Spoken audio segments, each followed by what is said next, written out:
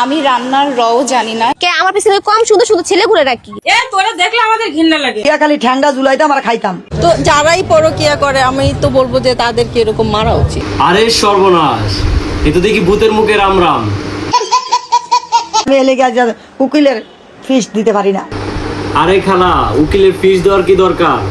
ওরে টিকটকে একটু প্রমোট করে দিলেই তো হয়। আমি বাড়া দিয়ে আমি আইতে পারি না, আমি বাসে চলাচল করি। খালায় আগে বিমানে চলাচল করতো, এখন বাসে চলাচল করে। হায় রে কি নিষ্ঠুর দুনিয়া। চারতলার উঠতে ফাগুলা নিচতলায় দিতাম, দিয়া খালি ঠ্যাংটা ঝুলাইতাম আর খাইতাম। এটাই ছিল খালার স্বপ্ন। এই সব স্বপ্ন এই মামুন নষ্ট করছে।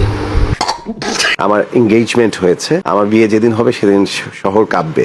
আরে ভাই, কাপাকাপি বাদ দেন। ওই দিন আপনি জামাই সাজবেন না বউ সাজবেন, ওইটা কোন আগে? কি খাওয়াচ্ছে? ভাই শশা খাওয়াচ্ছি দেখে। শশা কি মাছে খাবে? প্রচুর পরিমাণে খাবে। এ বন্ডন নাতি, আরেক ভিডিওতে বললি তুই শশা 100 টাকা কেজি। ভাই এই যে 100 টাকা কেজি শশা দেখেন কত সুন্দর সাইজ। আবার দেখলাম আরেক ভিডিওতে বলতেছে তার আপন বড় ভাই নাকি রাতের আধারে তার সব শশা কাইটে লাইছে। আমার মারপেটের ভাই যে আমার এত বড় ক্ষতি করে দেবে আমি নিজেও বুঝতে পারি নাই ভাই। না, এই বদমাইশে এখন কি করা যায় আপনারাই কোন।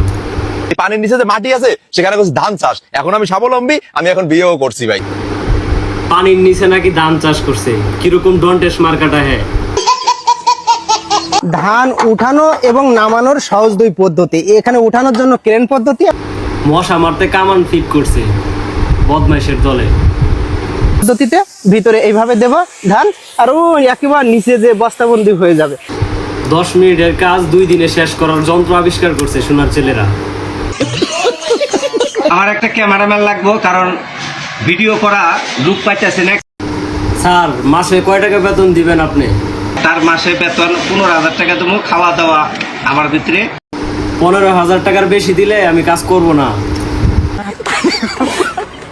আমি রান্নার রও জানি না। আরেক ডন্টেস মার্কার বেডি কি কয়, তার সারা জীবন ভাতের পাতিল ম্যাচ যে বড় হয়েছে, এখন নাকি রান্নার রও জানে না। ওরে বাবা রে বাবা। ওরকম ভাবে রান্নাঘরেও যাওয়া হয় না। রান্নাঘরে তুমি যাও না, তাহলে তোমার মুখে সয়াবিন তেল মাখছো কেমনে?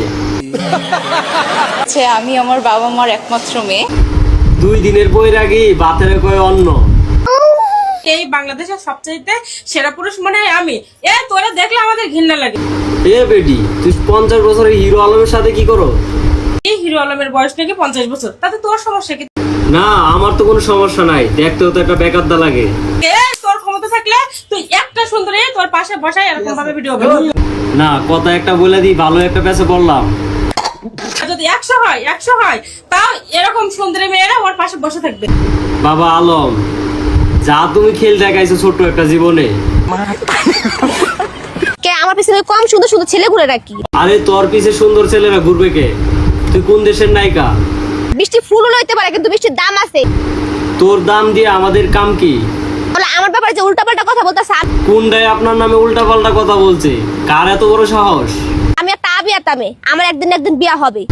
ওইটা তো হতেই হবে, যেহেতু সুন্দর সুন্দর ছেলেরা তোমার পিছে পিছে ঘুরে। ফুল বেশি দেখে যে আমাদের সম্মান নাই তা না, যারা শিক্ষিত তাদের সম্মান নাই। ও কি শিক্ষিতরা আবার তোরে আবার কি করছে?